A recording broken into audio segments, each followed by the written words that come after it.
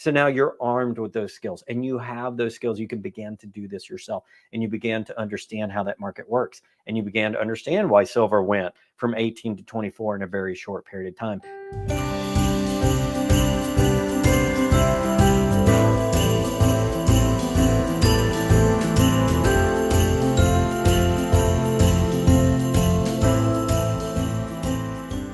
Hey everybody, this is Rob Keents with Gold Silver Pros, reporting for both Gold Silver Pros and JM Bullion. It is December 21st, 2022. We're almost to Christmas. We've almost made it there, and that means 22. We're just about rounding out the year. And one of the questions I get the most toward the end of the year is, where are gold and silver prices going to be next year? I'll do two separate videos for gold and silver because I really want to break it down from a charting perspective and also from a trade perspective to kind of show you how those markets work. So a little bit of education on how they work. I'll tell you what the trends are, and we'll tell you what I think silver could do in 2023. And then I'll do a separate video for gold as well. So without further ado, I want to go ahead and get started on the share. I'm going to share my screen and really just go through two kind of charts. And the first chart that I'm going to go through actually is this one over here. It is the COT report. The COT report stands for Commitment of Traders, and it's basically the report that comes out from the CFTC, which basically tells you how all the traders are positioned. And so what you really got to know are, who are the players in the market? And I've got here for silver. You can see silver up here. This is as of December 13th. And now that seems a little bit old, but in reality, the report comes out in arrears, meaning it's looking at old data. So as the trades go along, you can see some of this data on the CME Group's website. That's the group that manages the commodities exchange, or the COMEX, where all this stuff is traded. The CFTC, the regulator, is a different entity which reports on positioning. It's a regulatory requirement. And so they put out this report on their website, cftc.gov. But it comes out in arrears because they get the data from CME Group, which runs the markets.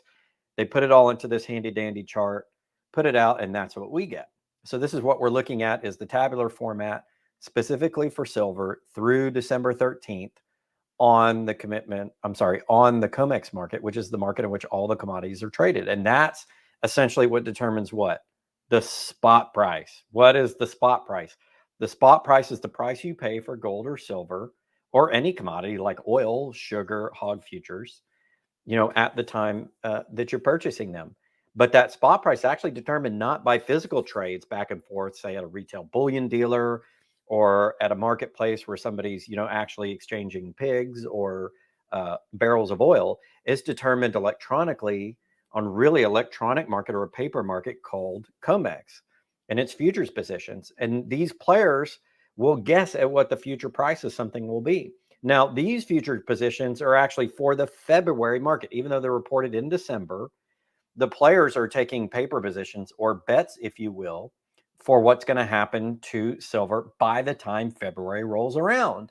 And by the time February rolls around, a lot of these positions will get rolled into another futures month, because a lot of these traders are the same people, and they want to have a constant exposure to the price of silver, say moving up or moving down. So you'll notice the players here at the top. We have the producer merchant category, and it has basically three categories. Well, two categories, long and short, and then spreading. We ignore spreading because it just shows a trend and we don't really need it. There's an easier way to look at that. So I just look at the long and the short.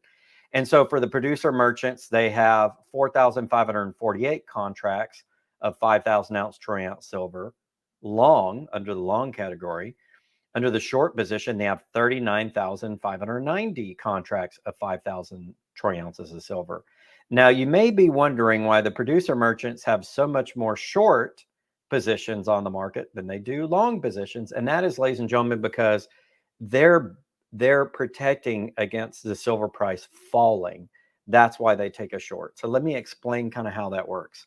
Let's say you're a miner and you're mining producer in, say, Peru, mining silver in, say, Peru, and you're a producer and you've got to get that silver mined, produced on a truck, shipped to its ultimate refinery, then put on a ship, sent to market, and sold. Well, all that takes a really long time. And in that time frame between the time in which you find the silver, you pull it out of the ground, you get it out of the, out of the mixed rock and into like a silver concentrate or an actual silver bar, and then you get it shipped to a place where it actually can be sold, that's a long process, and the price could fall. So let's say right now silver is about 24 bucks as we speak. on December 21st, about 2:33 p.m. Central Time. It's around $24. But you think that you're not get your silver to the market as a producer for 3 months. So what you want to do is protect that silver price. What if it goes down to $21 or $22 or $18? You could lose money. And you're betting on your business right now that silver needs to be at 24. That's how you're running your business. You need $24 silver to pay all your costs, all your employees, all your diesel costs, your electricity, the mine site, benefits, the mining equipment, administrative, everything 3 months from now. But you don't know what that price is going to be. So you need to take a position on the futures market to protect if silver goes down. If silver goes up, you're okay. You just made more money. Let's say you were planning $24 silver. It's $24.50 by the time you get it to market in a few months. You just made an extra 50 cents. Great. What if it's trading at 22? You lost $2 on all of the ounces that you produced. So let's say you're selling 1 million ounces of silver. You're a big producer. Well, 1 million ounces of silver minus $2 on a position is $2 million loss. So what do? You go to the futures market and you say, I'm going to take a short position over here, one of these 39,590 positions, to protect my downside price risk. If silver falls from $24 today to $22 in February, I've got to protect that risk. So I take a short position. Now, if silver price actually falls to $22, they just close out their silver position. They made the $2 per ounce on the contract, on the paper contract. They take that money off the paper trade and it offsets their loss on the actual physical silver that they sold between now and February when the price fell $2. So that's why they'll take a short position. Other people may take long because they're expecting the silver to go up and maybe they're betting on it. Maybe they're not actually a producer. Now, if you look at merchants in this category, those people actually use silver. So they may take a long position, and they have to the tune of 4,548 contracts. Because what if silver rises to $26? It's $24 now. Demand increases. Everybody wants it to make their watches and their satellites, and people are buying it like crazy to put in their safes at home or with their bullion dealer in their warehouse because they expect the price to go up and they want to make money on it. And let's say it does. Let's say it goes to $26. Well, if you're a merchant like Samsung or Apple, that just increased your cost of producing your TV or your phone or your iPad, right? Because silver was at $24 when you decided to create that new inventory of new satellites or new medical implements or new iPhones or new TVs, right? And so now your cost basis has gone up. Well, it now costs you $2 more per ounce that you're using across millions of TVs and satellites and things that you're producing, iPhones. And so that costs you a whole bunch of money and lost profit. And so what they'll do is take long position. So if that price rises, they make money on the long position, the paper position here on the market that offsets what they actually see when they have to buy the physical to create their TVs and their iPhones and their satellites. And so people will go long for that reason. So the futures market is a futures market on purpose. It's there to protect against future price movements that people that manufacture or produce the silver will affect their business in the meantime. That's why it's a futures market. Now, if you take all of those positions that you see here, all of these contracts across all the players, the swap dealers, which are the bullion banks, the managed money, which are the financial houses, the other reportables, which represent rich individuals and family offices that may have an interest, and non-reportable, which means a small group of traders that don't fit in these other categories. They're kind of one-offs, unique cases. All of those make the players, and all of their positions put together, when you smush them all together, all these contracts, how many contracts are closing and at what price they're agreeing to, all of that aggregated in a given day gives you the spot price. That's the price you pay when you go to JM Bullion and you order your silver or gold from their website. In other words, you pay the same price that all of these market players do that will have exposure to physical and need to hedge that exposure will have on the market. And that's how spot price is determined. It's actually determined by the paper trades put in by all of these players that will determine what silver trades at today, so they can hedge their price risk for the next couple of 3 months. And so the futures markets, really, all these bets on where silver could go up or down are really determines the price you pay today. They just smush all these together and give us a price. What did all these contracts close at? Well, that's your spot price. And in fact, it's calculated thousands of times per day as these players change their contract positions around. There could be millions of individual positions that change. And so that spot price is changed as the positions themselves change throughout the day. And as you can imagine, it could change hundreds of times. So if you ever wondered, if you go to goldprice.org or jmbullion.com and you're figuring out what are the live spot prices, this is what determines the spot prices. So when we want to know what's going to happen to silver, we got to kind of see what the players on the market are doing. Is the managed money going long because they expect to make money on silver price and they're just going to sell their paper?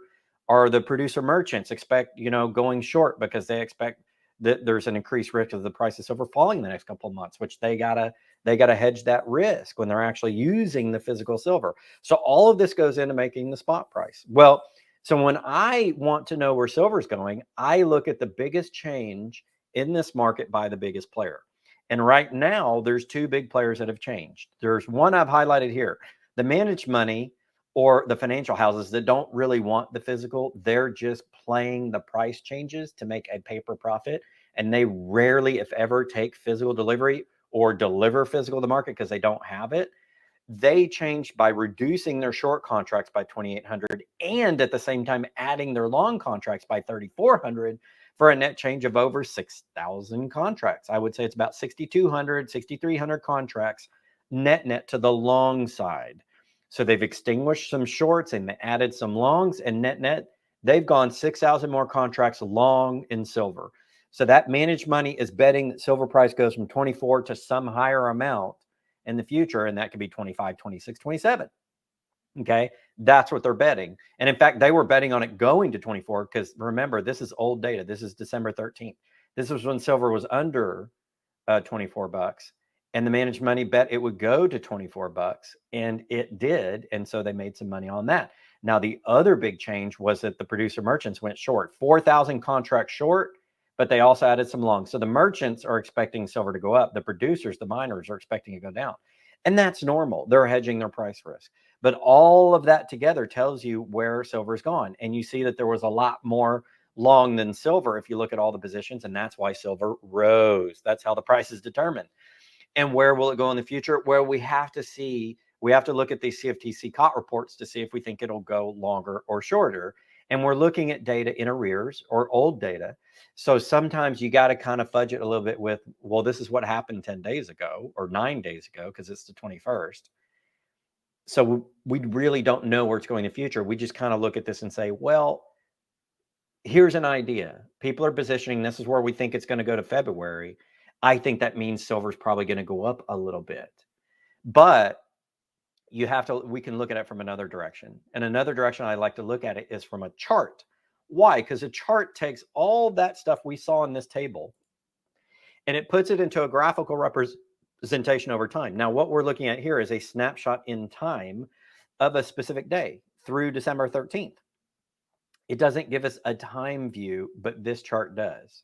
The actual chart of silver prices over time does. And not only that, but the cool thing is that we can plot out where people have stopped or started trading in the past. And those are known as support and resistance lines. Well, what does all that mean, Rob? Well, it means if we look over the last 10 to 12 years, we can see where where silver has bumped up against resistance, meaning it popped down. So you hit resistance here, it fell. Hit resistance here, it fell. Hit resistance here, it fell. But there are also the times it broke through, it went long. And so this resistance line can also be a support line. It can be a point at which nobody wants to go below once it goes above. So any line can be a resistance if we don't expect it to go through and we expect it to stop there.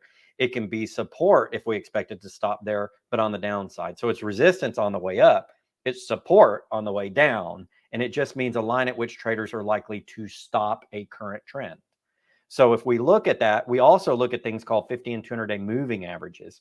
These are averages over the last 50 days of trade and 200 days of trade, and every trader looks at this. So when silver bumps up against one of these moving average lines, the market immediately says, ooh, resistance or support, stop trade. And if it goes through with the resistance line, that means the market really wants it to go one direction.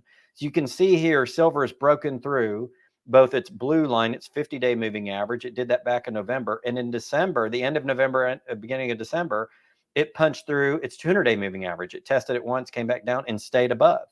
That's a bullish sign. That says that the market through all the trades we just looked at over here, all these individual positions on a daily basis, when taken together over time, the market is saying we want that price to go above 24. This is a pretty strong move. It's broken both in less than a couple of weeks. It's 50-day moving average, it's 200-day moving average, and these previous resistance lines at which traders at previous periods had said, that's frothy enough, I don't want it to go past. Well, it broke through all of them. It broke through a key $24 line, or it's bumping up against its $24 line. So it's gone through its moving averages, and now it's going against this historic $24.50 line. And that's why it tested it once, it came back down, it tested it again, and it's sitting right there. So right now, the reason silver's sitting at 24 and it's not moving is it's above support and resistance. So it's going to continue to want to move forward, but it's reaching this key resistance line dating back over 12 years that traders for the last 12 years have said, I'm not sure that we want silver to go through that. It's, in essence, these resistance lines are resting places. It'll rest here for a while. We'll probably get to the beginning of next year, and then we'll see whether traders really want to pop it closer to, say, 27, which happens to be, by the way, another resistance line. And then the next one really is like 29 and then 30. You're really at $30. You see the $30 resistance here. There's not a lot of previous resistance in trading in silver between 26, 27, and 30. So if it does get through this 24.50 resistance line, you can see if I extend this yellow line here across, 24.50 is key. If it pops up through 24.50 and stays there for at least 3 trading days, then the next target is 27. And if it does that for 3 days, then the next target is 30. Now, markets never move in a straight line. You can see it's range bound. So this big green block is where I've said it's been range bound most of the year. It's been sitting somewhere between 19 and 25 bucks throughout the year. Most of that time below 25 bucks and most of that time above 19, somewhere in that range. And so this is the likely short-term range that traders are looking at when they're taking these contracts. They look at the data in the charts, and it'll stay here for a while until we have a big catalyst. What could be the catalyst? Well, the catalyst to get it closer to 30, honestly, ladies and gentlemen, could be a bank failure, could be a run, a shortage of silver. It could be a lot of things that go on macroeconomically, or it could be a lot of things that happen with the actual physical stockpiles. The other thing to look at is not only trader positioning I showed you, but where are the stockpiles? How much silver is available in COMEX? And if you want to know that, what you do is go to our weekly market wrap-ups. Those are every week on both channels, Gold, Silver Pros, and JM Bullion. That's how important they are, where I give you that information. And I tell you where the market is likely to go based upon that data. And I don't just look at the COT report like I did here, the commitment of traders. I don't just look at the charts. I look at inventories. I look at economic data, which is likely to affect demand for gold and silver. And I look at some other things as well, big stories that tend to move these metals markets quite a bit. And in that report, between that 10 to 20-minute report that I give you every single week, it gives you all the knowledge you need to look at a chart and say, I think it's going to go this way or that. And that, ladies and gentlemen, can help you plan how you disposition yourself with regards to the precious metals. Do I want to buy? Do I want to sell? Do I want to accumulate? Do I want to liquidate? That's up to you to do your own research. Only you as a trader and a buyer can determine that. I can't for you, but I certainly, ladies and gentlemen, can give you that information with which to make one of those decisions. And that's where that weekly traders market update report comes. We give you all that information so you're armed with it and you can make your best choices. And at the same time, we do additional videos like this, which explains in detail how that market works. So as you watch that video, that weekly market wrap up, I've in this video just explained how to read the COT report and how to read a silver chart.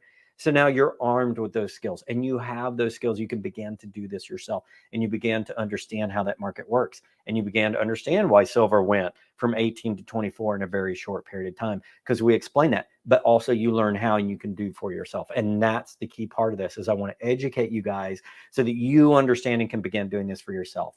I want the content out there so that you understand what's happening, but I want to teach you at the same time how to do this yourself so that you can go do it yourself and you can make the best choices for yourself, for your family, and for your portfolio in the precious metals going forward.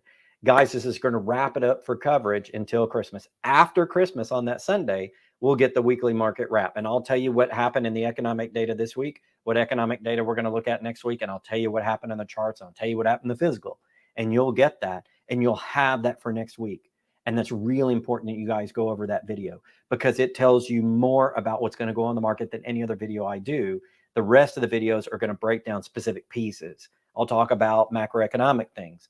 I'll talk about how to read COT reports. I'll talk about a lot of stuff. But if you want to know where that market's going to go and you want to be armed with that information, go watch that weekly market wrap up. I designed that product specifically for you to tell you everything you need in a quick 15 to 20 minutes, exactly what is going to happen there. And if you guys follow us on podcast, we're on Spotify, Apple, and Google, and on Anchor as well, anchor.fm. You can find our podcast there. And if you're busy or you're in the car and you can't watch a video, we have an audio version of this out on our podcast as well, so you can get this information.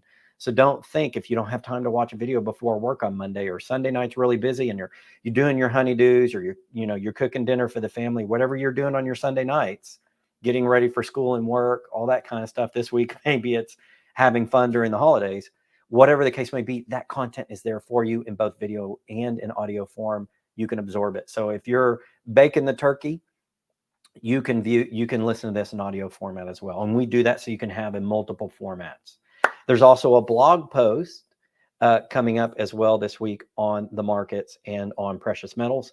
And I talked to you about this topic as well. We cover it in written form because a lot of people like it written. And that's what we're going to do in 2023. We're going to bring you more great content on J.M. Bullion's blog and on the YouTube channel, as well on Gold Silver Pros, to educate you on how the markets work and where the markets may be going, so you have the information. All you got to do is plug in right here, and you're going to get that information. You don't have to go anywhere else. This is going to do it. Merry Christmas to everybody, from my family to yours. Please enjoy your holiday. If you're not religious or Christian, please enjoy Hanukkah. Please enjoy the time off, Kwanzaa, and just enjoy the time with the family, and come back to Gold, Silver, Bros, and J.M. Bullion after you're done with your dinner, because I guarantee you we will have fresh and good content for you. Thank you so much. Have a very Merry Christmas. Until next time, this is Rob Kientz with Gold, Silver, Bros.